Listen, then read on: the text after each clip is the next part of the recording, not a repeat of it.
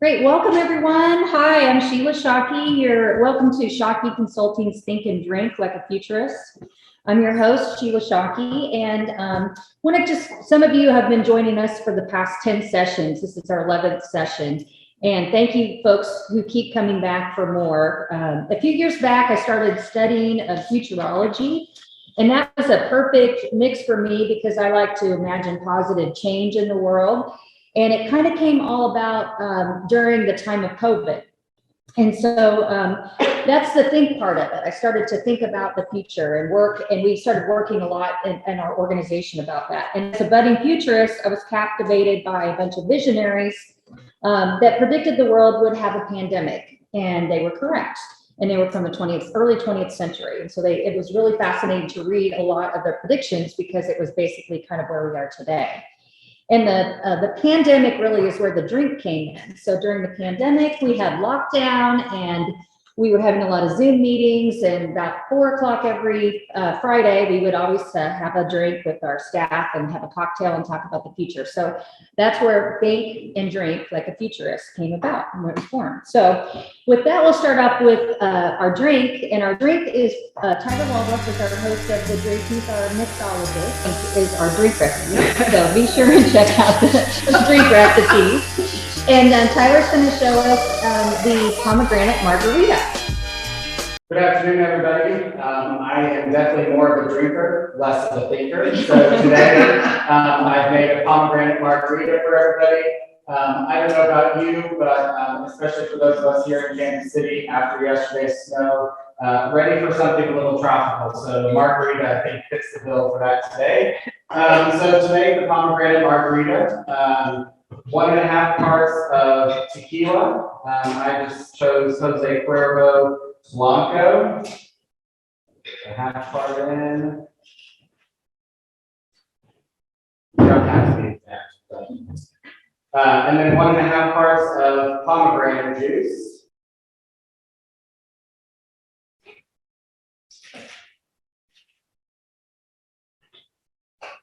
And then the rest I pre-measured to make this a little easier. And then 1 part orange liqueur, half part lime juice, and half part simple syrup.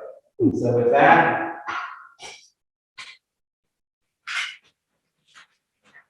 give it a good shake, and pour in a salted rim glass with the lime. For those of you at home, hopefully you're getting to enjoy something similar. For those of you here in the audience with us, cheers. And to all of our city public works crews for keeping our streets clean. Here. Happy Friday. Thanks, Tyler. All right, so we use the book from Jeff Desjardins. He's with the Visual Capitalist. And we've gone through all of these different signals. And what signals are something that you can see that have a strong possibility and they have a strong impact on your community. And so we are trying to get through all the information overload to kind of weed out what's important to our community. And those are called signals. And ironically, we're doing one called information overload today, which basically is a signal is a way to try to get out of the problems with information overload. And so with that, we're going to just show you a brief video. It's about a 5-minute video that goes through his book. Signal 9, Information Overload. From Visual Capitalist founder and editor-in-chief Jeff Desjardins' book, Signals, Charting the New Direction of the Global Economy. Information overload. Humanity is creating, analyzing, and consuming more data than ever. Can we cope with this rising tide of information? In the decade between 2015 and 2025, the world will see a 16-fold increase in data. This graphic shows worldwide data captured, created, and replicated in zettabytes. 1 zettabyte is equivalent to 1 trillion gigabytes. Creating, publishing, and sharing content has never been easier. The proliferation of connected devices is resulting in a staggering increase in the amount of data being created. The sea of information is easy to access, but hard to glean insight from. This graphic shows decision-making performance versus information load. occurs when the amount of input to a system exceeds its processing capacity. Decision makers have fairly limited cognitive processing capacity. Consequently, when information overload occurs, it is likely that a reduction in decision making will occur also.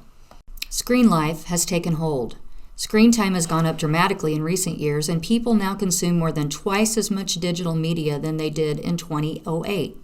This graphic shows daily hours spent with digital media for U.S. adults from 2008 to 2018. You can see that computer hours have gone down a bit, but time on mobile devices has gone up exponentially. What's trending up? Live streaming and podcasts. What's trending down? Books and television. As technology evolves, our human drive to consume information and understand the world has changed. In fact, the way we evaluate the quality of information can be summed up in this equation from Doug Clinton. Utility, the value of meaning divided by time, is equal to meaning, how the individual interprets the information, over time, the amount of time it takes an individual to consume the information. Faced with this overwhelming tsunami of information, we've adopted certain behaviors and created frameworks that will help us quickly evaluate content. Through filtering, we are leveraging algorithms, aggregators, and crowd wisdom to help us eliminate information that we're not interested in. The result has been the need for compression, packing more information and meaning into consumable units such as memes, GIFs, emojis, dashboards, and explainer videos. As we become more comfortable with information intake, our method of content consumption becomes denser. Consider the following practical examples from 2010 to 2020. In 2010, Twitter limited us to 140 characters.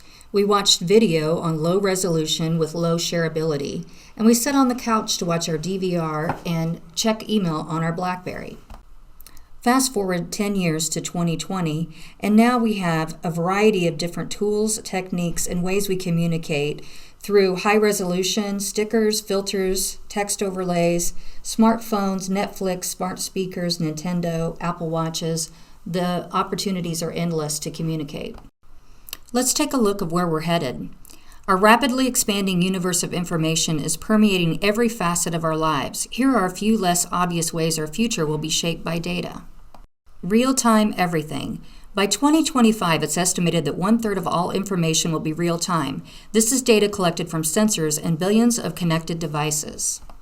Quantified self. As we surround ourselves with connected technology, our daily lives will increasingly spin off large amounts of data. With further advancements in tech, that data can be harnessed to augment our lives and even improve our health. Artificial reality, the hidden real world. Pokemon Go offered millions of people a first glimpse of how the real world can be infused with layers of digital information. Using a smartphone as a tool to interact with the digital overlay is just the beginning. Our unprecedented access to information and content creation tools are a blessing in many ways, but they can also be a curse. This is the malicious side of information overload, disinformation, and misinformation. In recent years, the internet has seen a flood of misleading, hyperbolic, and outright false content. Not surprisingly, there are economic and political incentives at play. The proliferation of fake and hyperpartisan content is largely distributed by bots. Research on Twitter found that 66% of all tweeted links were shared by suspected bots, and 89% of tweeted links to popular news aggregate sites were posted by bots, according to the Pew Research Center in 2017. Success in the data-driven future means getting comfortable with complexity. We progress from TV to TikTok in a single generation, so growing pains are expected and natural part of our progression into a fully integrated digital era. The ability to identify credible information and harness the automated tools that deliver content will be the key to thriving in this strange, excited future. Finding the signal in the noise has never been more valuable.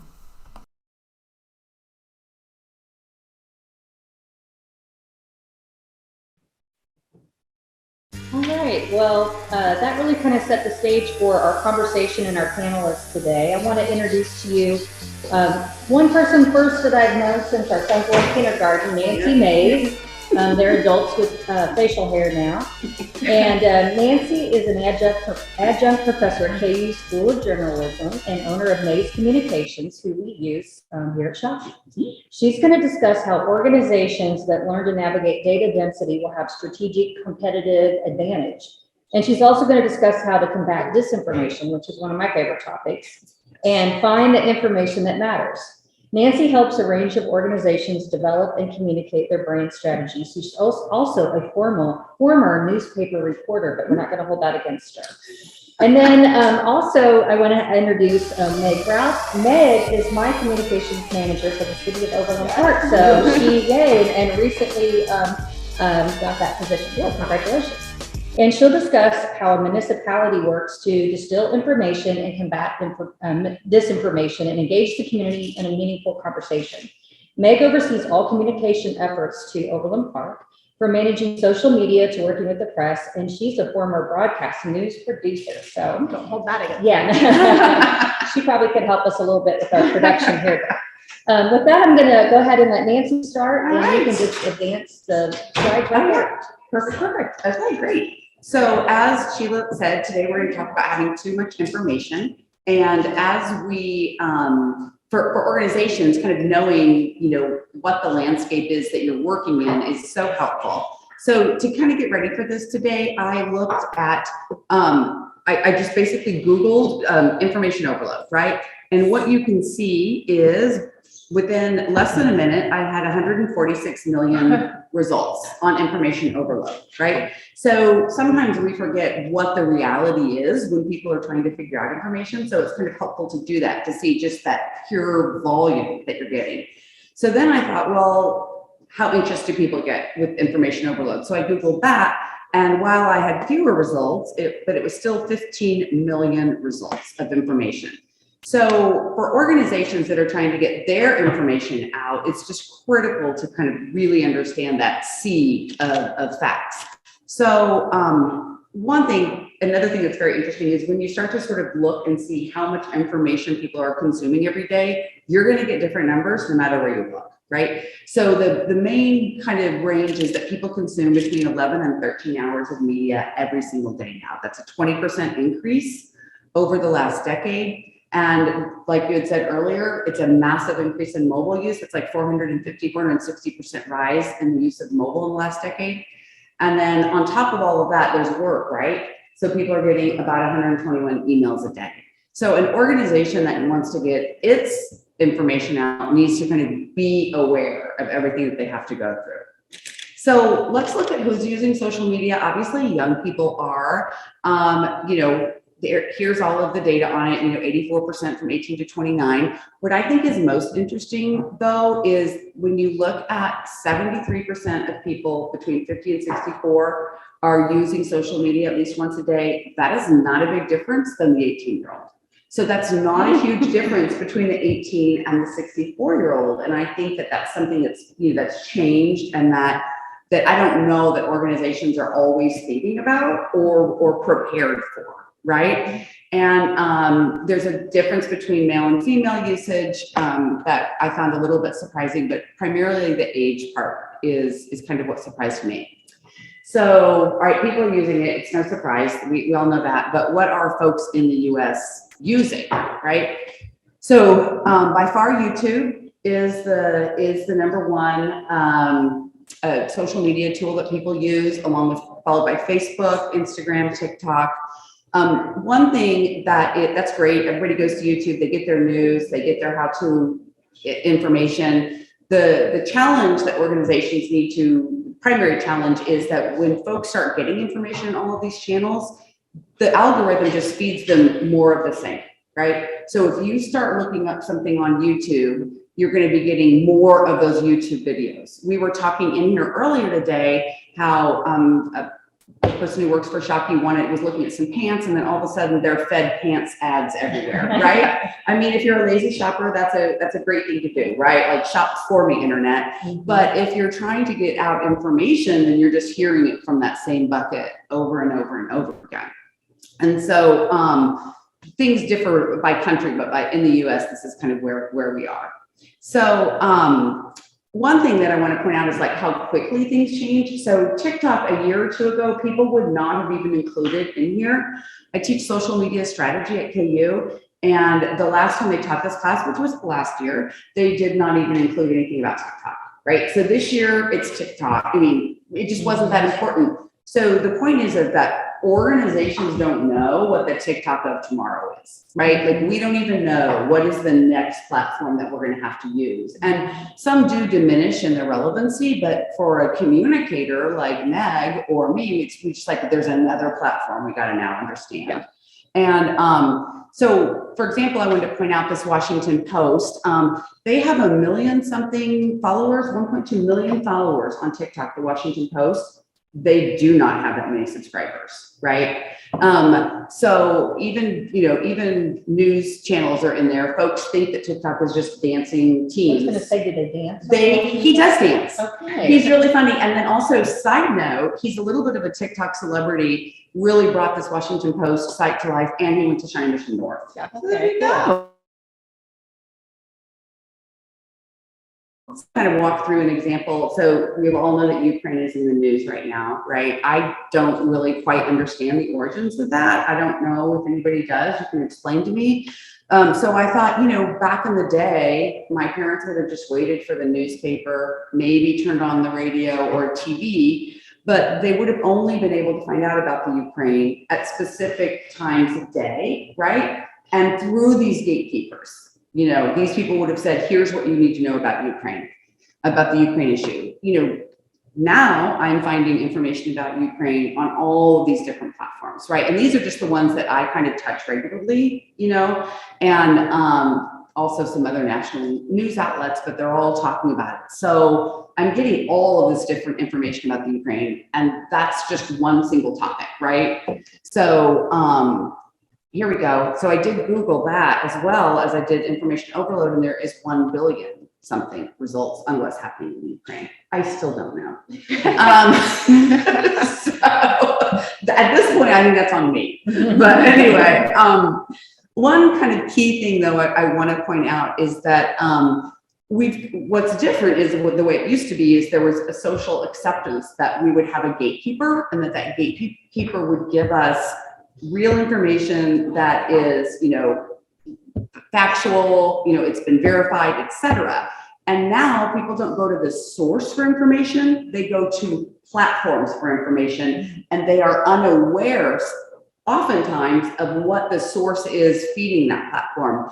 So at the beginning of my semester this year, I asked my students, where do you get most of your news? TikTok overwhelmingly, followed by Twitter. Okay. And I said, but who is the source? That's where it's like the room you're going into, right? Who are you talking to when you're in that room, right? And that was a different discussion and a different challenge, right? And so I think that we have to be aware that that's just how it is. And honestly, we can speak disparagingly of young people for doing this, but we gave them these toys. Right? And then we did not teach them how to use it, right? So that is part of the problem, is that they name platforms, not sources. So obviously what Sheila said is it creates a lot of anxiety. People don't, it's information paralysis. People don't act at all then, right? Or they just shut down and they don't listen to the news. That's happening a lot right now. And also you are releasing a steady stream of cortisol when you're there searching, and that's physically bad. And that also happens a lot when you're multitasking, right? So my kids will be on one screen with another screen, and then another thing in their ear, and that's constantly flooding your body with cortisol. So long-term health risks, who knows? So in terms of like the generational, so generation X, no, Z, yes, Z, that's them. I always get the letters mixed. Born between 97 and 2007, right? They're coming of age, and all they've ever known is the internet, and to not have it brings them intense anxiety. So I have a story to share. When we were on a vacation in South Dakota, we were on a stretch of road where Kate, who is number 3 in the Maze lineup, we didn't have internet, and it was terrible. Was the view beautiful? It was stunning. Did Kate want to look at it? Absolutely not, because Kate is very obsessed with the fact that we did not have internet. So I said, why don't you, and Kate said, there's so much I need to know. Like, I'm wanting to look up all these things. And I said, well, make a list of all the things you want to know once we get internet again. Kate did, and Kate kept it and sent it to me today. And so these were, there's some typical 15-year-old stuff. Why did Josh quit 30 Rock? Okay. Wanted to know the heights of a lot of people. Taylor Swift, Justin Bieber, Steve Carell. Kate's very tall. Perhaps that was that. There's some gems in here. Do Amish people vote? Okay. Wow. So once we got back to the world, Kate could live in peace, knowing that Steve Carell is indeed, 5'9". I don't even know. And I said, do Amish people vote to Kate today? And the answer was, gosh, I don't know. I guess I'll have to look that up again. I don't remember. So I just wanted to use that little story as an anecdote for how stressful it is for this generation, right? To not have it. And that list is a gem. So great. Tons of information out there. It's always changing. We don't even know what the next TikTok is. So, what about us, right? What does that mean for people like us, people like Meg, who are trying to get information out with just this tsunami of facts? I mean, for example, there's the snow, the plowing, that just adds another thing, right? That you had to get out this week, And so how do we do that? So, there's a million different ways to do it, but I tried to simplify it because we have information overload. So I think the three main things that organizations need to think about is how are you curating your information and the importance of that. So also understanding your audience, that's key. And then how do you communicate clearly? And that's easier said than done. So in terms of curating information, we as organizations need to cut through everything. And I'll share a story. I used to serve as Director of Public Affairs for Johnson County government. And when I did, every single department in Johnson County had its own fiefdom. I don't know what else to say. They had their own logo, their own website, their own domain, right? And that was and that was impacting how Johnson County residents understood their tax dollars, right? They would say things like, I love the Lenexa libraries in the surveys, right? Or the city of Shawnee is so lucky to have Shawnee Mission Park, right? Not understanding that was county money, right? Those were county initiatives. And so what I was charged with doing was bringing everybody together so that the county could curate the information from one source. Really popular too. Not liked at all.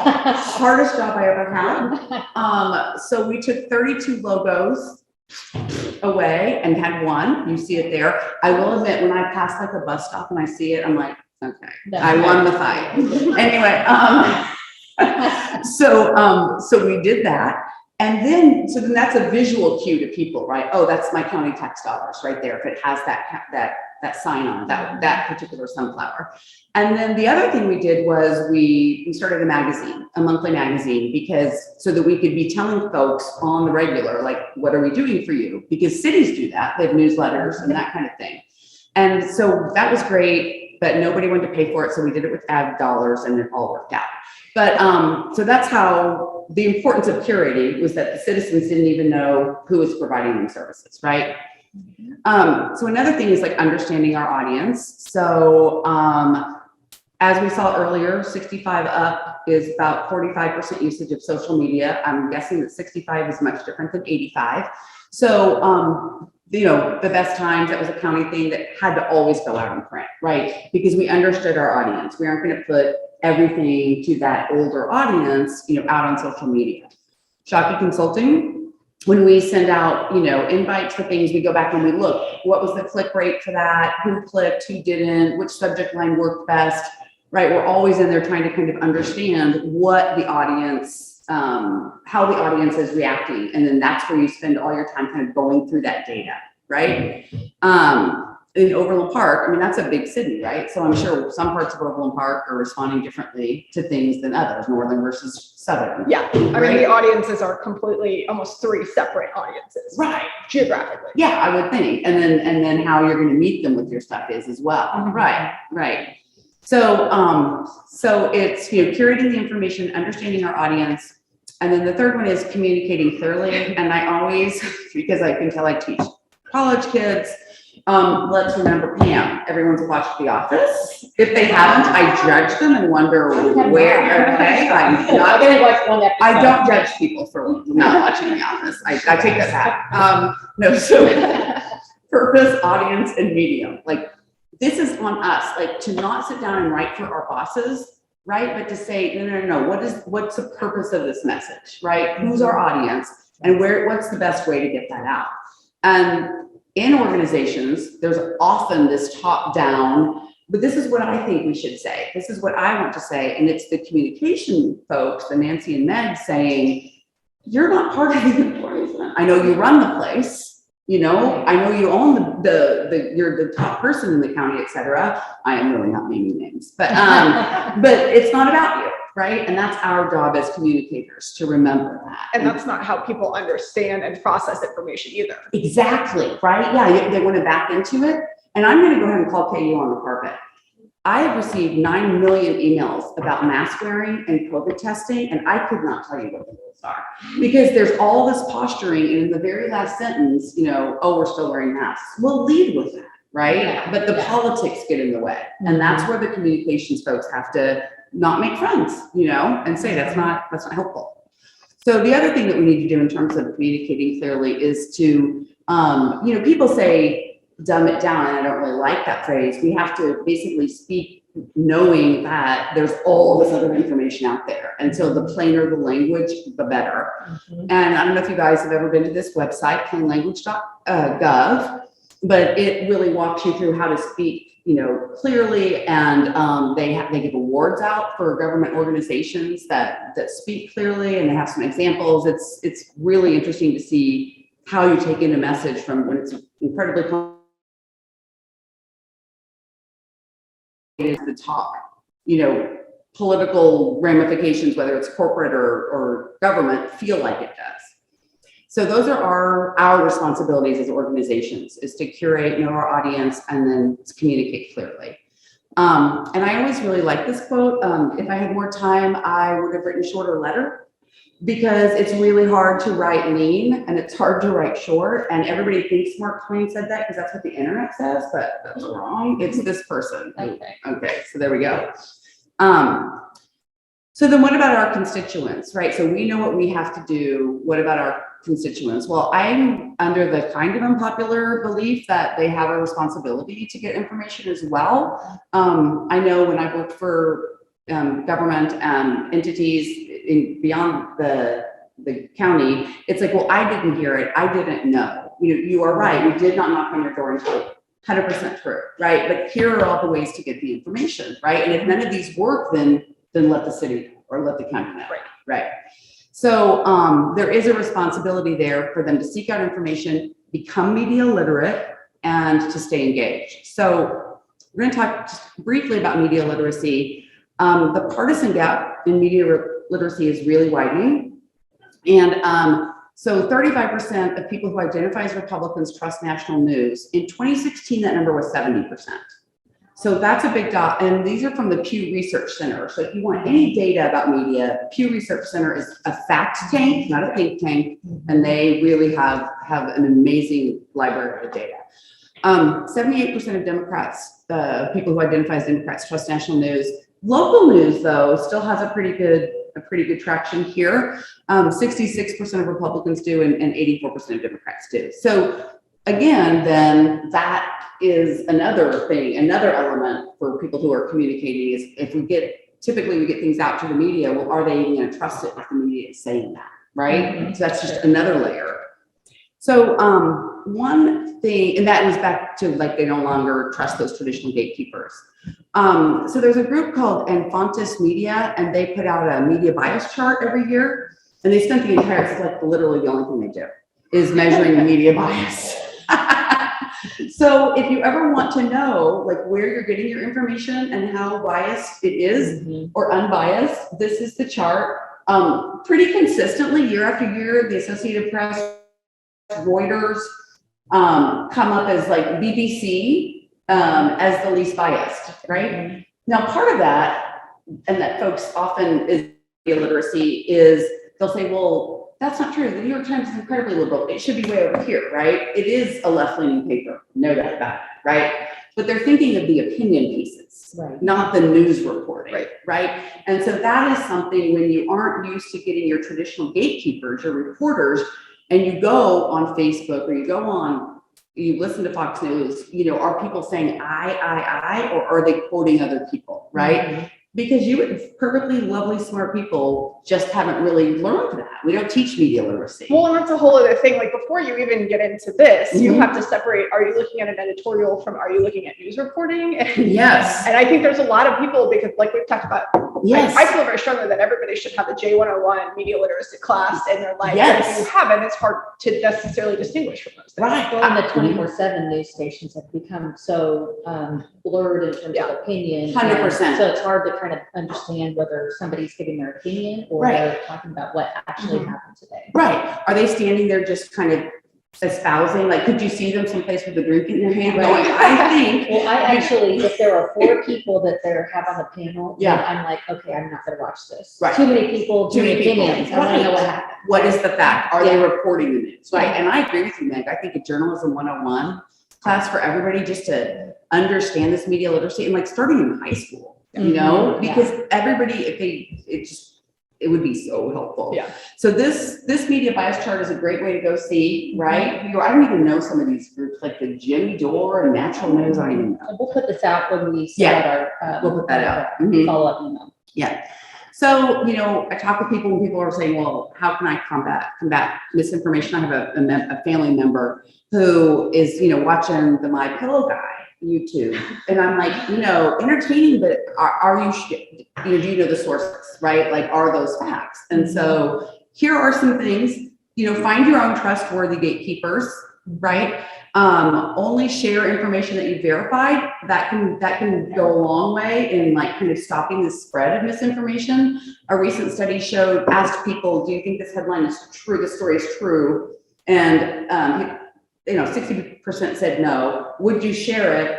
80% said yes. So there's a disconnect there. They'll still go ahead and share it because it's fun, but so we own part of, again, that's our responsibility, right? Not sharing that. Mm-hmm. Another thing you can do is the acronym SIFT: stop, investigate, find better coverage.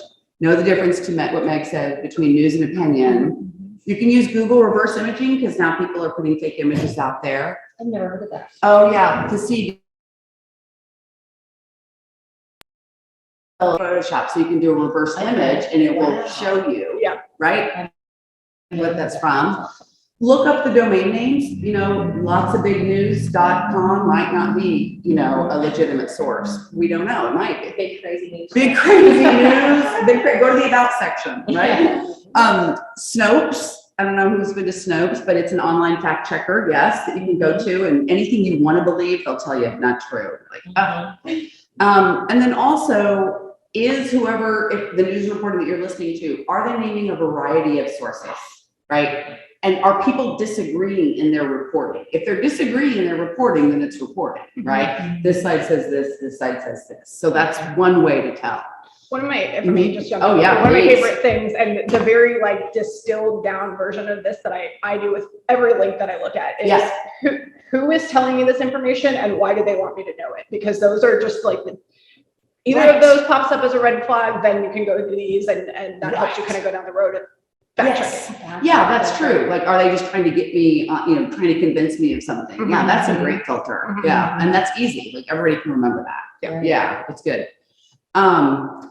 So when we think about kind of the future, hyper local media is really, really, really becoming prominent. And we're in a pretty big hotbed for it, believe it or not, with the Shawnee Mission Post. Okay. When it was one of the first kind of fully financially viable online committed to local media publications, and it's kind of been a model for others around. Now we have the Beacon, we have the Kansas Reflector. This has real live actual journalism going on that hits the local area, so it's highly trustworthy. And then I think just the other thing is just kind of be media literate, like talk about like have a filter, like you were talking about, Meg, right? Because the information ecosystem is kind of trending toward being able to, more and more fake things are getting in there. Now there's AI, people can just, mess with video and make it look like it actually happened. So you got to put those filters up. Right. Yeah. So Meg's going to talk about how that happens in the actual environment, not theoretical. Yes. Relay. Yes.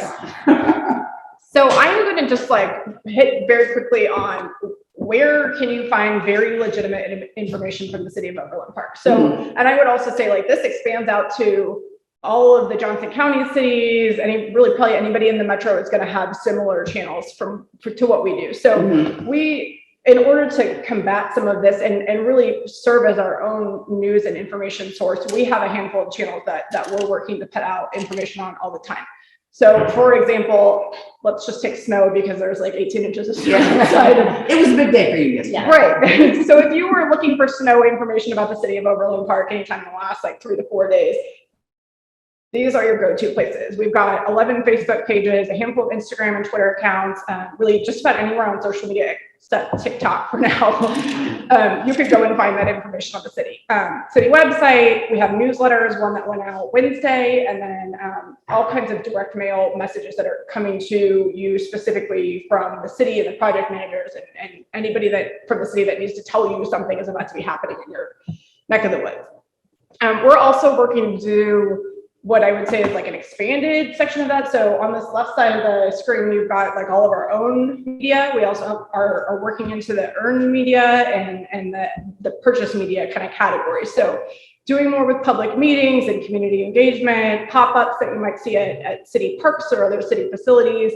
And then really like there are now opportunities to engage more than there ever were if you just walk into City Hall or if you come to a public meeting. And so that, in addition to word of mouth and encouraging social sharing, those are really all kind of the basic places that we hope to get those messages out to people. You can ask a question about next Yeah. door. So Yeah. that feels like something that didn't used to be there. And now is sort of like a TikTok didn't used to be there. And it's kind of like cats are lost. Yeah, but the city, Yeah. and it's a viable channel. Oh, yeah. I mean, people really look to it. It is. Yeah. It is by far one of the what I would say like most direct ways that we have to contact residents, because outside of, hey, I have a chair I want to get rid of, or oh, I found a cat that isn't mine, like people are there for our information. Right. They want to know what city services are happening. They want to know when the farmers market is opening, and they're looking for that information in that place. Next door is also unique in that you can kind of pick and choose how you want to do this, but they push out updates via email pretty much every day or every week if you choose it. And so it is almost another form of a really like direct to resident communication that we didn't have 8 years ago. Yeah. It does seem like a lot of cities, though, kind of are hesitant to get involved with Nextdoor. It is geographically based, which is great for project information and that kind of thing, but because there's a lot of just, diatribe, things, ranting against the city. But I think you're right. If you're not there in that location and that method, you're missing a great audience. The audience is already there. Right? Yeah, they're there. They're interested in the news and the information that we have to share. The challenge that we find about it is that some of those nastier conversations that you're talking about that totally do exist out there.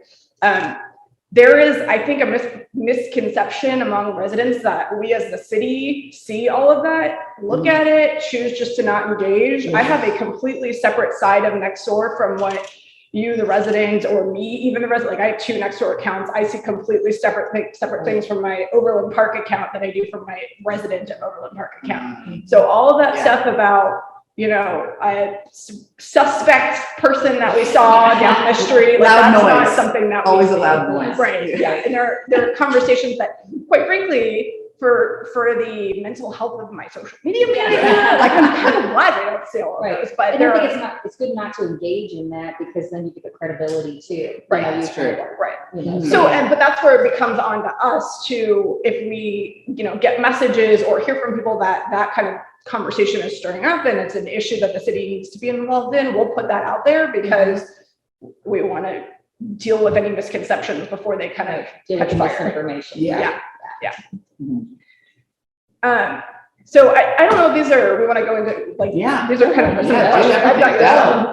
so we're just kind of, we're thinking constantly about how do we make sure that, because we have 12 departments, we have everything from snowplow operations to farmers market to farmstead to, you name it, the city does it, or at least has some partnership with another agency that does it. So we're trying to share these messages all the time, and we're trying to figure out how do we Christy, if you're watching, Deputy City Manager, would love to just hear this, but how do we package this all up in a nice little bow so that people see what they want to see, but don't see what they don't want to see? And that is incredibly challenging. Yeah. I think our biggest tools in that toolbox are having really good website content, which is where the plain language stuff comes through. Yeah. Having a solid style guide helps with that, so that when people come to our website and they see something written a certain way, they know that, you know, this is a really specific example, but when I write City of Overland Park with a capital C, that's the organization. When I write it with a lower C, you're talking about the community. And if you kind of start to follow through those things, you see that more often, you can rely on it,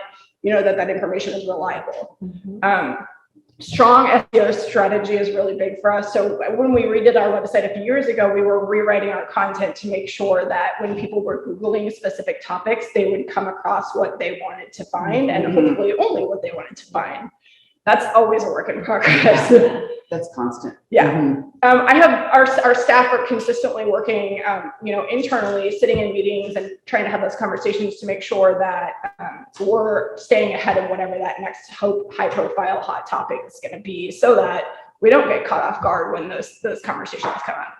And then the other thing that you kind of touched on this a little bit, Nancy, but, you know, encouraging that people have access to information and also are engaged at the same time. So there's a really high demand for access for information, but the engagement, I've heard this said recently, is like the access is there, the engagement is low, which can sometimes, that's where that middle ground is, where you find people who can know information but don't choose to, but then it's out there when they go to look for it, and you get a little bit of a problem there. So kind of trying to make sure that people are both engaged and have access to the information that they're trying to engage on, if that makes sense.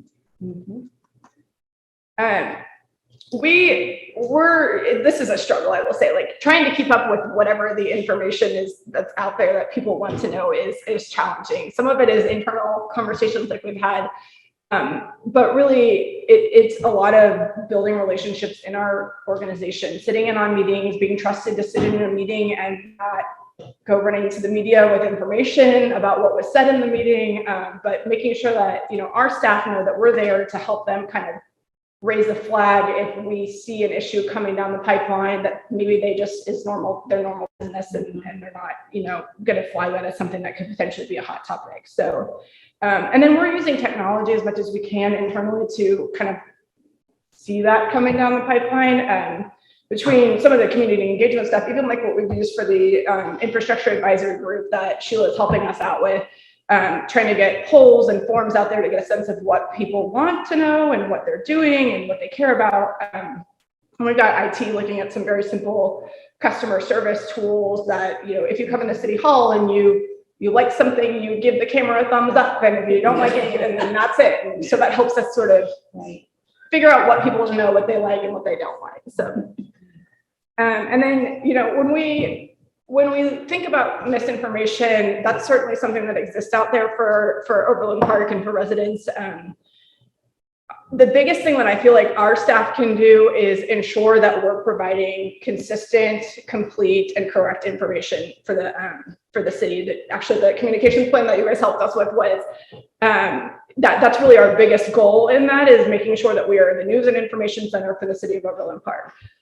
So really just making sure that we're staying on top of anything that we might need to counter. And if there is misinformation or if there is a discussion out there that isn't necessarily true, that we're providing a place for somebody who's inclined to go find that right information.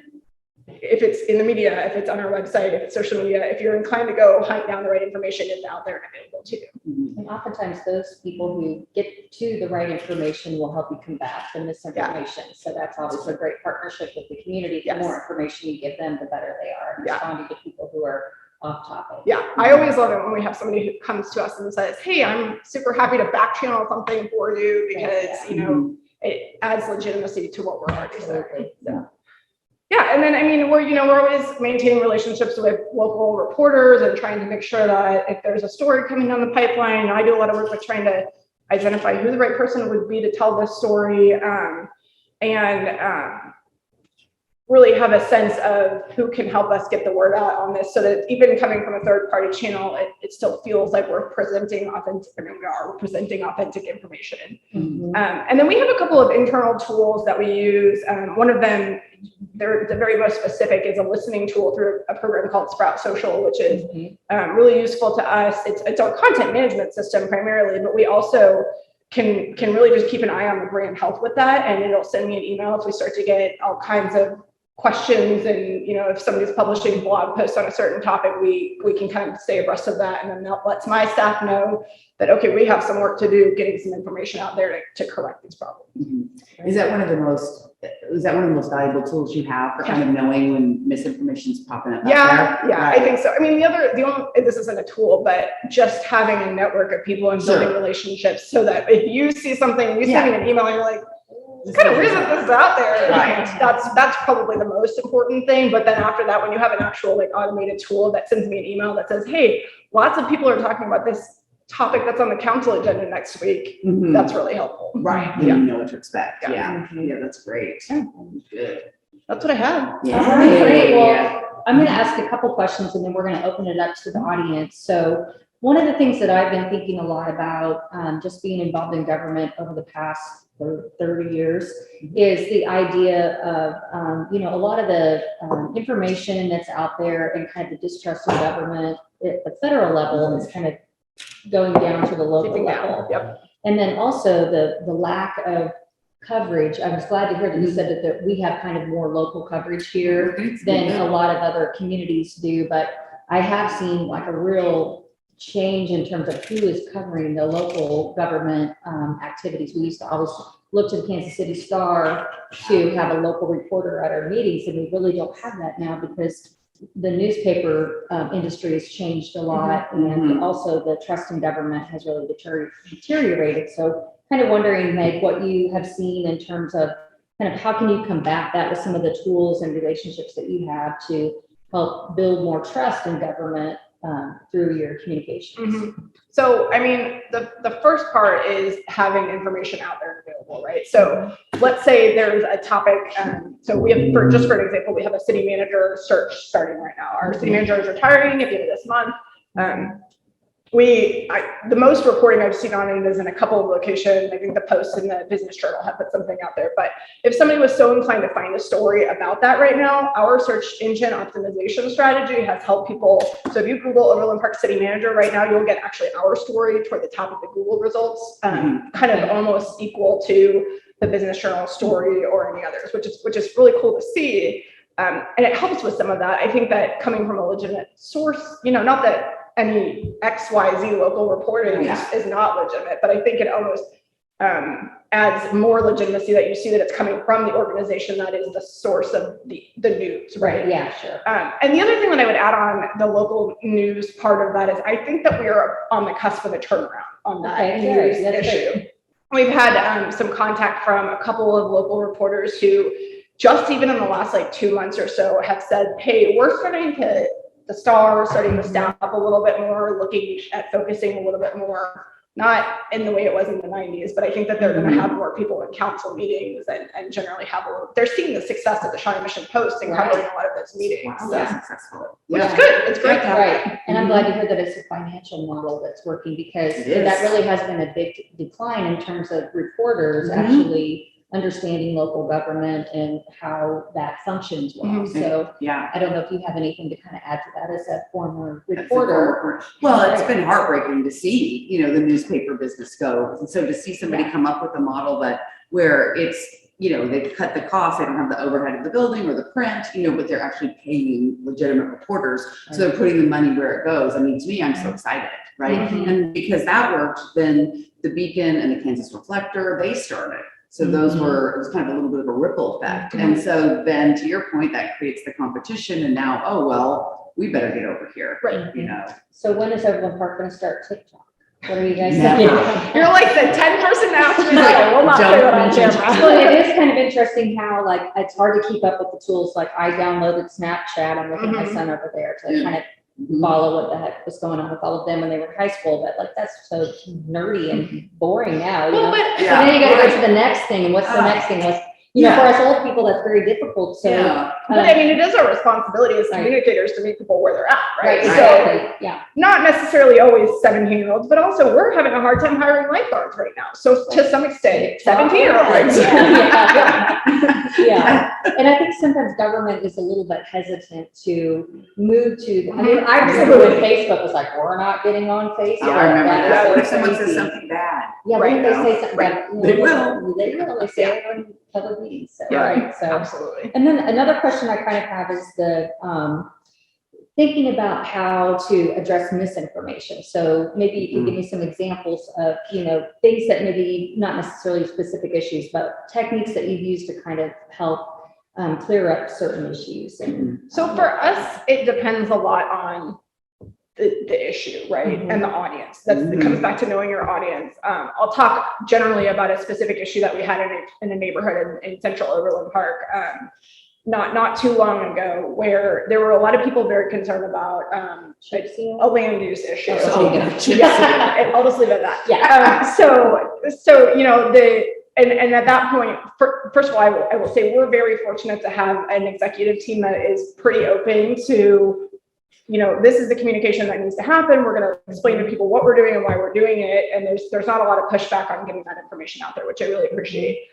So for this specific situation, it was limited to one neighborhood. And so we did a lot of working with individuals, working with not back channeling, but like in this particular situation, the HOA leadership was very willing to host us, very willing to provide information to the neighborhood that we gave to them. And so working with people, like building relationships, right, with people, that always is what it comes down to. But doing a lot of that I wouldn't say it's a one-to-one, but it was very much a like us to that neighborhood and limiting those conversations in that way so that we weren't getting into a discussion with people at 167th and Antioch or people at 57th and Antioch who aren't involved in that conversation. And that helps limit when you have fewer people involved in the conversation that quite frankly don't really need to be, it helps limit some of the misinformation. And that seems kind of like more community engagement than Yeah, communications. But absolutely. communications is a tool and an important tool in that engagement, right? Absolutely. Right. Okay, so let's take some questions from I'm trying to get the chat up here, from the audience. So let's see, do we have any questions? Maddie, do you see any questions here from the audience? Or Gabby, do you want to jump in with read any questions from the audience? Oh, wait a minute, I've got one right here. Is that okay? All right. So it says, where do you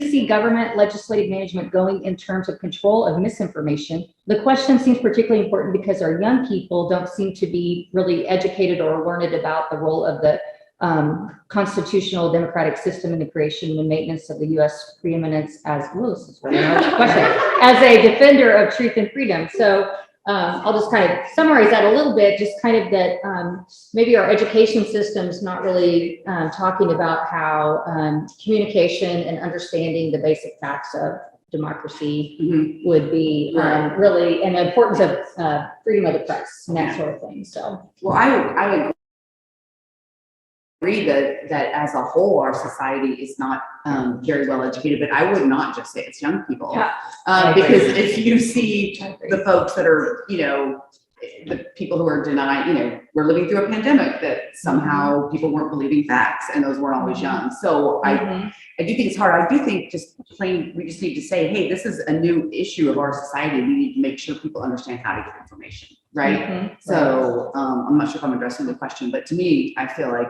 the person's right that we need to start teaching it, but not just young people. Take Nancy's class. Yeah. We'll have fun. But also, I do know a lot of school districts are starting to talk about how in journalism classes, how to differentiate between misinformation, disinformation, and what's really kind of out there. So that's kind of been encouraging, I think, Absolutely. For young folks. Do you think after the pandemic, Meg, people will kind of look back and use this as a case study for like, okay. I mean, I sure hope so. Yeah, right. It really is a need for that. When you hear the question, so the question is I think a good question. When I hear and it happens across the board all the time on any topic, when you hear the young people or why does this specific generation do whatever, my brain goes because it's like people have media literacy issues across the board. And I think the only way to fix that is to make sure you understand, what are you reading? Why does somebody want you to be reading that, and who wrote it? And then, and all of those other things that you touched on earlier about trying to make sure you're really distilling down what it is that you're looking at. Yeah.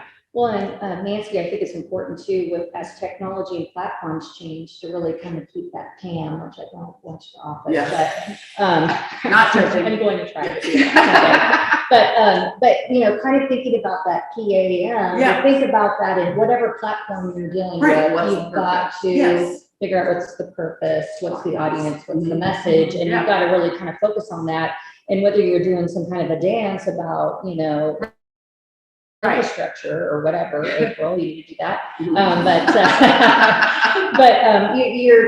trying to communicate through the platform that people, where they're at. Right? You've got to try to build that. Right. So that way, Brett's people. What does he say? Meet he people say? where the puck is. I don't know. I'm so out of my league right now. I'm so out of my league.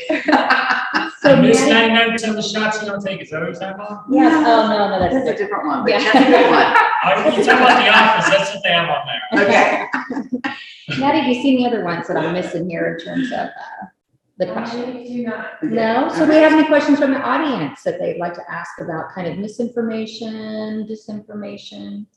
Maybe some of you, April, what about you? Oh, here we go. We've got Michael, what do you So I'm think? curious, both of you commented on the changing role of gatekeepers, especially as they've been disrupted as we move to a more social media focused communication platform. I'm curious if you have any changes in how you think about building relationships in a more ephemeral space. You mentioned like we're moving to TikTok next year, and you're following who knows what platform we're going to be on. So how do you think about building relationships with folks who maybe have less of a journalism training background, but are still developing a platform for themselves? Is it changing how you think about building relationships with folks who have those platforms? Okay, so the question is, does the change in kind of the different platforms change how you build relationships? I would say one of them might be because who are these people on these different platforms? It's kind of hard to connect with them, right? So that's important. But any other thoughts that you guys have about kind of how do you prepare for that next platform, and maybe even convince your elected official and your city management group that we have to go to the next thing to be cool and to be connecting to our future residents? I mean, I think the thing that we're very fortunate about in Overland Park is that our governing body has very historically looked to our professional staff as, they, for the most part, like they understand that we know our business, right? Like I know communications, our traffic engineer knows traffic engineering. Right. And so typically and to some extent, those are staff decisions also, but when those questions do come up, if I were to go to the governing body and say, look, we're starting a TikTok tomorrow, like we for the most part, I feel like we would have support because, and like we've talked about already with some of the data-driven decisions, I'm not going to go to them without saying, look, this is where this audience is. We know that because there's Pew Research out there, and we know that we need to reach this audience because of X, Y, and Z topic. Right. Yeah. I think like Lawrence Police Department is one of the greatest examples ever of we are in my Lawrence, my KU students out here that are former KU students that are planners are saying that too. But it's like they know the messaging and how to deliver it in a way that speaks to the people that they're trying to reach, which are the students of KU. Right. And they do a great job at it, and they talk about very difficult topics with humor and a lot of feedback from people. It's very interesting and then engaging. Right. A question I might have, Meg, for you is just, I see this in almost all cities we work at or work with. It's very difficult. Everybody's like, we should put that on the website. We should put that out for social media. We need to have this on that, And how do you kind of curate that, but also staff that in a way that really allows you to put out the most meaningful information that is the most targeted for the community? And I think that's a challenge for all communications people. So first off, I would say if anybody else out there knows the complete answer to that, please let me know because it's true. I will say, like, Overland Park operates a fairly lean communications group, which to some for the size of the city, you do. So sometimes that's actually beneficial to us in that we have to look at our priorities for website content and for social content, and some things just do not meet the threshold of what we have the ability to put out and the resources to put out. And so if you have while I would love to talk to every single one group of 8 houses that have a particular project coming up, that's not, we have 200,000 plus residents to serve. And so to some extent, we have the ability to kind of say like, look, it'd be nice, we're not in a spot where we can necessarily do that. But the other thing, just kind of thinking about, growth and where we've come from, we redid our website like 3 years ago. I spent more time than I spent growing my children. Rewriting our website content so that it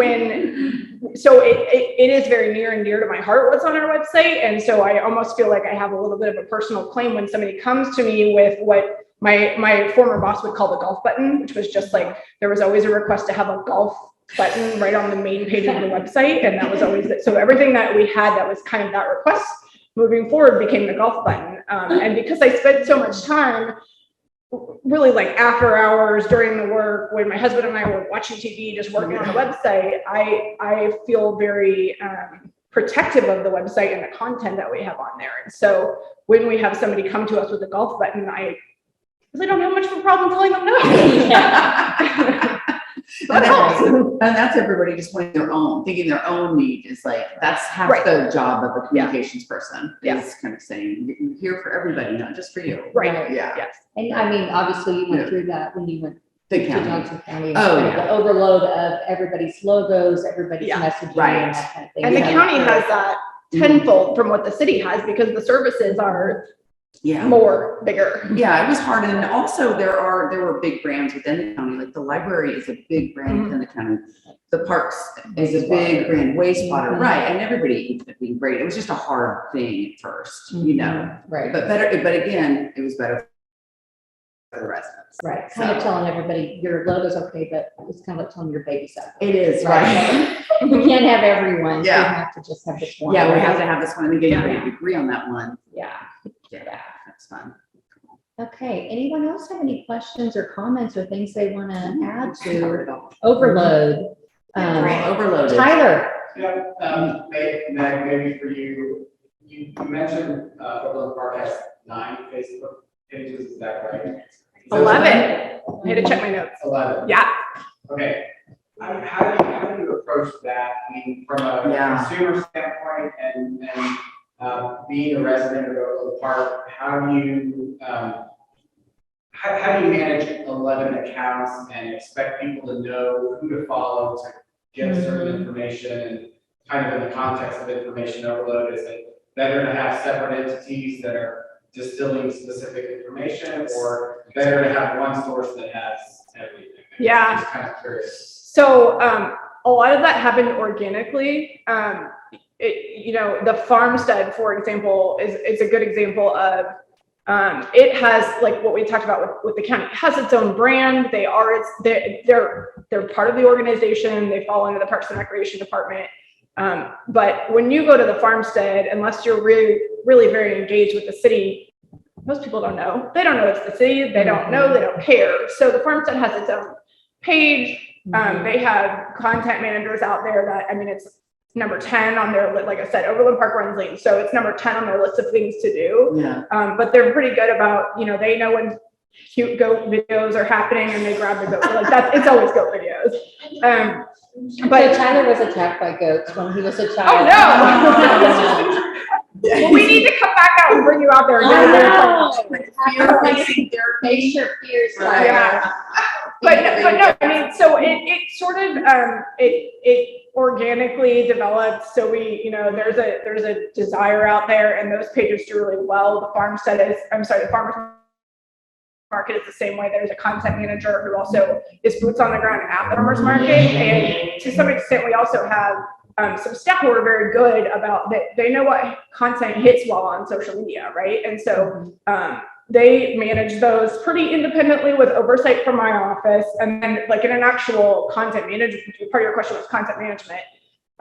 So we have a tool that's just a big content management software program, which also provides us our listing opportunities, but it can post freely. We do some training pretty regularly to say like, here's what to don't say these things, say these things. Generally stay on brand for your particular work area. So you're not really ever going to find community-centered content on the Farmstead page, but you'll find it on the Parks and Recreation page. We do a lot of cross-pollination. So you are, hopefully, if you're following one, you get prompted to follow another. And then should we ever get to a spot where they're they don't really know, or they feel uncomfortable about a particular topic, because we're all kind of plugged into the same software, they can tag me or tag my digital communication supervisor, and she can go in and look at it and kind of offer them some guidance. I think one thing that's interesting is that that's exactly what like for-profit brands are doing. Yeah. And now cities are faced, and municipalities and counties are faced to operate in the exact same way as a brand that's trying to make money, which is like, how do we get our information out there, right? Yeah. Well, and the other thing that is like, I think useful to know, we spent a lot of time kind of making sure that everything that looks or could look like it's a city property on social media has our policies listed to, a little bit about legal framework to make sure that we're protecting ourselves, and also making sure that people, but it's a brand protection thing too. We don't want people going to follow, some child-friendly page, and there's something there that's not child-friendly. Yeah, why is the city doing this? Yeah. So we have some protections put in place there. But yeah, I think you have to, my philosophy has been that if the staff are willing and they can supply the content, I'm happy to help them get their message out, because quite frankly, they're going to do it whether or not I bless it. So. Right. And I think that your training helps people understand what's appropriate content, how to present it in a way that hits, and using your numbers to say, like, this is what people really receive and are interested in. So I know had a lot of hesitancy when social media became such a big thing, and on our projects that we work on, we saw a lot of, well, I don't know if I want, public works director to post something. I want somebody else to post something, because there was a concern, but your training really helps with that, right? I mean, just kind of gives people some guardrails for what to do. That's good. So I'd like to see, some dancing on Overland Park's Any other questions we have from the audience? Anyone? Good question, Tyler, with your goats. We're going to get you out there. Definitely. Awesome. Little team building. Maddie, how about you? Do you have any questions or thoughts or any sort of emails, and how are we doing on time? We are over, or we're supposed to end at 4:30. So time we end? Yeah. We're supposed to end at 5. Yeah. Okay, we're great, like 20 minutes left. Okay, does anyone have any questions on the line there? No, don't have anybody. Oh, April's got a question. Great. A question that might be a little bit dumb, but it Think of kind of questions. goes to what Nancy was saying earlier, as far as like validating your source. And also this might be a little bit like meta, but I always struggle with like, how do I know if it's true? Like, how do you validate it? So if you're doing like a piece of news information, right? So I think one thing is to go and, is this an organization that has gatekeepers, right? That has legitimate gatekeepers, and by gatekeepers, I just mean people paid to kind of vet the information and see if they're the facts. Journalists, right? For example, or something like a Pew Research or Snopes, they're not really journalists, but they're actual fact checkers, right? So that's one thing. The other thing is a really easy key, and Meg weigh in, is like the language. Is it is it believe, is it emotional, or is it objective language, right? If it's emotional language, then odds are it's based on a belief and not a fact, right? And then the third thing is to, if you're like, well, I'm not going to use an example, but anyway, you can go to Snopes.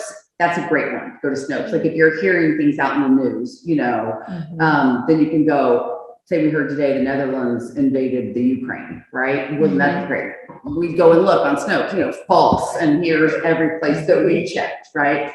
So I think those are kind of the main ways. The language is a very, very key and easy way to check. Yeah. I thought it was interesting that you said BBC was one of the most neutral, and I do watch that quite a bit. And I think sometimes we get so American centric in terms of our news, that we think this is how only we think of different geopolitical issues in the world from our American stance. But it's kind of interesting to watch other news sources to kind of get a different perspective of what's going on. And so I don't know what's going on in Ukraine either, because I've been trying to figure that out. I mean, I'm going to get to the bottom of this. Right. My favorite tactic on that is, and I don't know if this is a weird use case or not, but if I see something on social media that I'm like, well, that's interesting, I want to click that link.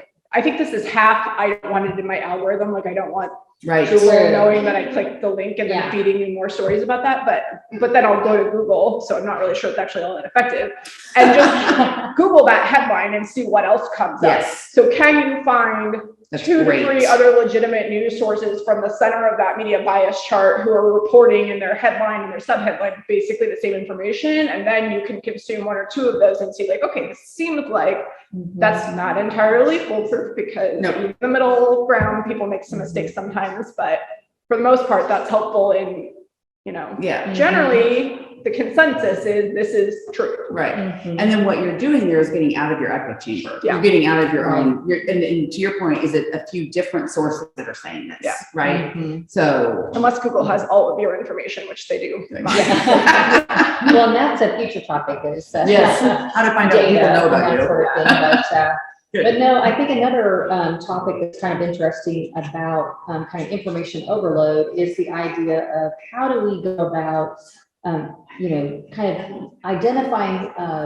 things that we think would get us out of that echo chamber. So how do you go about trying to decide where you go for information that's not necessarily what is in your algorithm? Right. Well, I think besides clicking on just crazy stuff.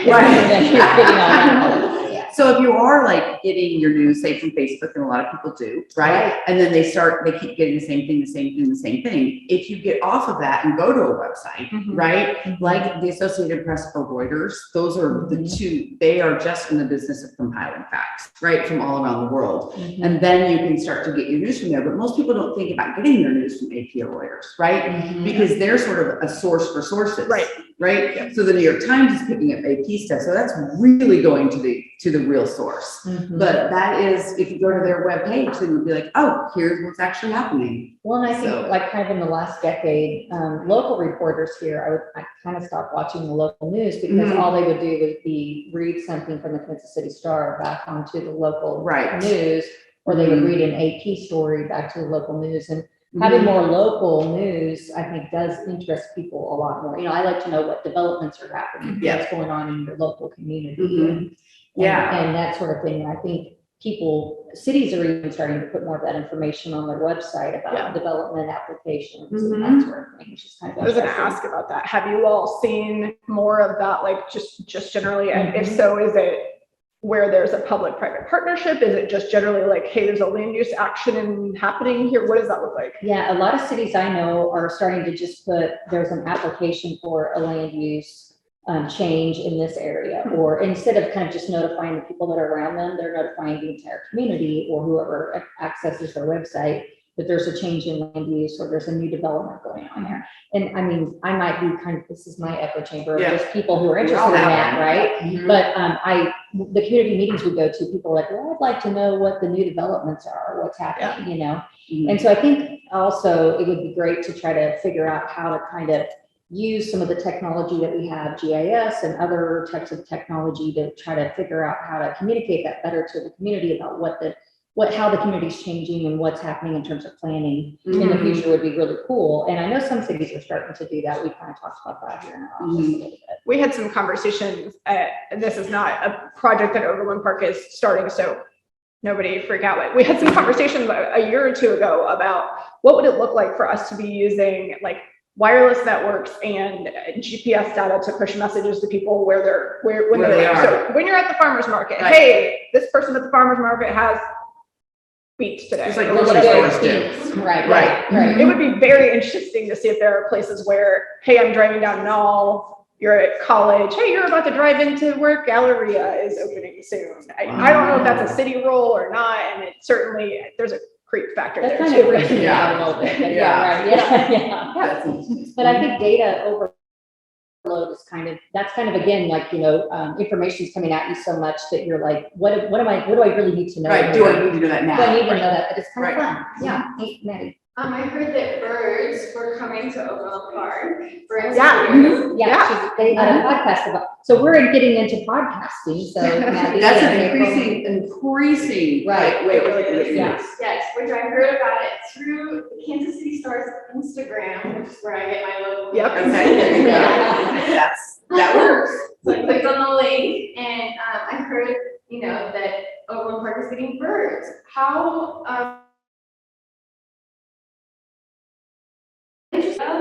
with the bird company, because for us as urban, for us as urban planners, of course, we're more interested in knowing where they're going to be located, how often they're going to be used on the data side, same as the city. So Kind of that big data part of that. Yeah. So I'm really interested about any information. Yeah. That's So you're putting me on the spot a little bit. I will admit that I'm probably the least informed person in my department about this. But, so bird scooters land in Overland Park on March 1st. So downtown Overland Park will get the first headline. I'm batch going to of have a concussion right off the bat. Oh, they're so fun. I love them. So the mayor is actually gonna do our like inaugural ride, and I've already been thinking like, do I need to bring him a helmet? I'm not Get in sure. a helmet. Yeah. Yeah. 100%. So bird scooters land in Overland Park on March 1st is our scheduled date right now, and Bird is handling most of the data on that to answer your question. So really, what I think that will probably look like, and this is an e-vehicle, scooters and bikes basically pilot program. Whenever we say pilot program in OP, that always means we're going to come back and look at it and decide if it's something that's going to be right for the community moving forward. Like and I say I mean the council. Right. Yeah. Yeah. So I would imagine that's going to look like Bird bringing data back to our traffic engineers and our professional staff and public works in the city manager's office, and then they will bring a report back to the committee to say, here's where all of that is, here's where people have been leaving them, here's where they've been most successful or not, and where we're having traffic incidents. And so that would probably come back to like a public works committee meeting in a year or two. Do you think kind of some of that big data stuff will help inform communications in the future in terms of how you take big data, analyze it, which sounds very complex to me right now, but I think that the technology will kind of catch up with some of the data that's available and figure out how you can target your messaging better. So like, let's say the downtown is really popular for that. Do you go on next door and communicate more about, do you kind of promote your scooters or your e-bikes more in a certain location or something like that because of the data that's available? Yeah, I think potentially. There's also, the interesting element of, if they're doing really well in a certain area, do we want to continue to promote them in that area, or do we want to open it up to somebody else? Yeah. And so I think that will be, to some extent, like in this particular instance, that will be a lot of what is Bird pushing out to people who have the app installed on their phone, right? Are you getting a push notification from them because you're now in a bird zone or bird nest or whatever they call it? Bird nest. Yeah. Or like, are people crashing here in downtown on Saturdays, and so we need to have information at the farmer's market, right? Don't crash. Yeah, don't crash. Yeah, put your beats, but don't crash. Right. Exactly. Yeah, I think that like, kind of the next level of communication is really all going to be driven by big data. 100%. And I didn't know what big data was probably 5 years ago, but now I'm kind of starting to understand it a little bit more. And it's a little freaky that people know so much about you. You mentioned Google, like, they know everything about you. Like Oprah always tells me to go on a diet. I'm like, Oprah, you need to go on a diet, not me. Why you pop up on my Facebook? But it's like there's so much information about it, and all these algorithms are really feeding your communication that you receive. And so how do local governments kind of pick off that information and make your communications more effective? I think that's kind of the next level of government communications. Well, and it's something that we've been doing, not so much through communications, but through responsiveness for years now. I mean, as you probably know, we have a traffic center in the basement of our fire training center, where they are constantly looking at traffic cameras in Overland Park, using traffic data to adjust services and make sure that you can get down 135th Street without stopping at 12 red lights. I think that this, and especially the user generated data, rather than data that we go out and get because it's on a traffic camera, it will go down that road eventually. I think so, sure. And that just kind of means more, all the time people say like technology will kind of handle that, but it also needs more people, critical thinking skills, staffing, kind of to be able to take that and be more effective with your communications, because that data, somebody has to figure out what it says. Right. And it just can't be a bot that figures that out. Oh, sure, to curate it. Otherwise, we just keep contributing to information overload. Right? Yeah, it's just too much for people. Yeah. For me, for sure. Anybody else? Tyler, another question about goats. It's not about goats. Okay. But Nancy, I'm curious to know your thoughts on 24/7 news, 3 hours worth of local news, and the impact that's had on information overload, misinformation, disinformation. Because it seems like it, going back to kind of a comment you made earlier about, back in your parents' day, there was like, Well, you tuned in at okay. one time, that was it, that was the news you got. And now it seems like there's this opportunity for just endless amounts of information, some of which is sensationalized, it allows everybody to give their thoughts, opinions, and, to your point about reporters versus, news versus opinion. So, Well, I think that has really blurred the lines for people, right? Because if you think about these news channels, whether you're thinking of MSNBC, which leans left, or Fox, which leans right, they have all of these hours of talking heads, and they're on news channels, right? And so that began to blur the lines for people. And a lot of those shows are, it all comes down to the ad revenue, right? Like, what is the ad revenue being generated, right? So they have the airtime, so they have to fill it. Right. And so I do think it has contributed to that, because you can't just contribute. It's easy to get somebody to stand up there than having a team of reporters go out and actually get news. Right. And also there's an appetite for it. People love those shows. And so then the ad rates go up. So it's kind of a cycle. So I do think that that's there, whether it's there to stay forever, I have no idea, but that's where the responsibility for people to kind of recognize, oh, that's just, whether it's, Morning Joe or Hannity, that's just their opinions, right? And that's where I think kind of like, I'm looking at Jack over here, Joe Rogan comes in, that like you have more Just an people who opinion. are kind of giving their opinions, and the podcasting really kind of accentuated the ability for people to be able to just give their opinion. Well, anybody's a publisher. Right. Anybody can be. Yeah, I mean, that's so Yeah. different than in the past where you had to be have some legitimacy. So, Right. do you want to ask a question about? Well, he's a celebrity, so he does have legitimacy. Right, true. He's a celebrity. That's right. Yeah. That's a different kind of legitimacy. I will always go to bat for local media on that topic too, because because to some extent there is always a hard out time. I produced news in this market for 6 years and in another market also. And I will say that is changing. You're seeing more there's a 7 o'clock evening show, there's a 9 o'clock evening show. We're on Facebook now because it's 10 o'clock and we're not on air, but we're on Facebook Live. When I was working in a small market in Michigan for my first-ish job, we had a programming hole, and there was a question about what are we going to do to fill that hole, and it was cheaper to pay a news producer overtime to put together a show than it was to put on a rerun of the Munsters, and so they went with bringing in a producer. Yep. Uh-huh. And so I think to some extent, if you're looking for that trustworthy news source and you're trying to find the ones that are going to have less news and are producing less content are going to be that source, because they have some time to stop and evaluate, right? And do something other than just be creating all the time. And so that's helpful as well. Yeah. It does seem like local news, though, is not really hitting that 18 to No. 24 mark. No. So It's we've got another definitely question in the audience. Go Kind ahead. of following up on the last question, Uh-huh. kind of sparked by the whole Joe Rogan type stuff. Yes. Um, Controversy. Controversy.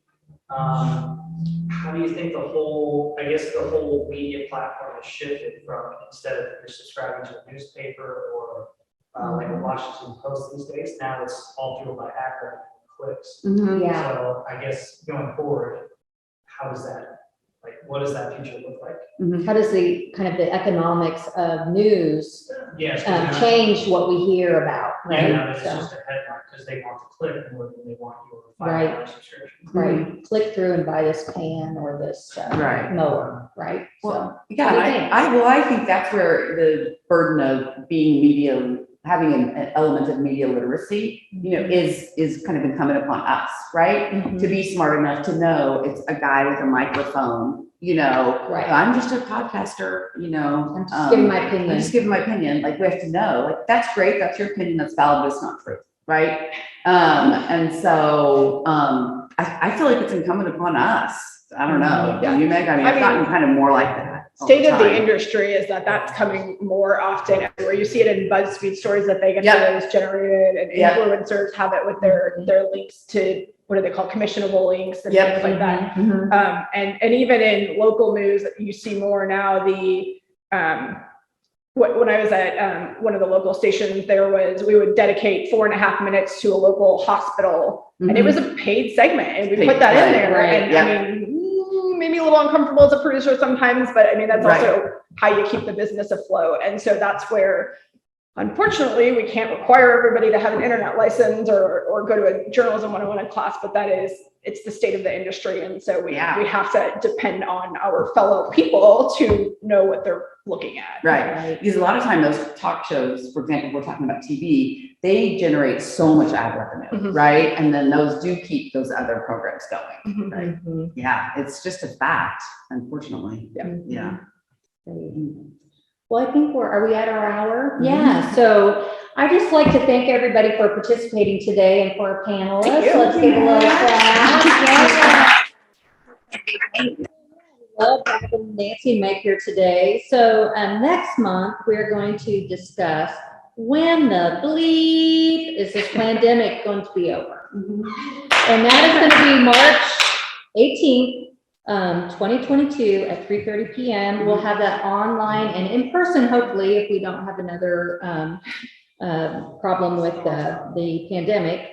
And look for a recap of our discussion today and a recording of the session, and then we'll have a follow-up email with some of the resources that both Meg and Nancy have provided. And let's raise our glass to your health and safety. Till next time, think and drink about the future.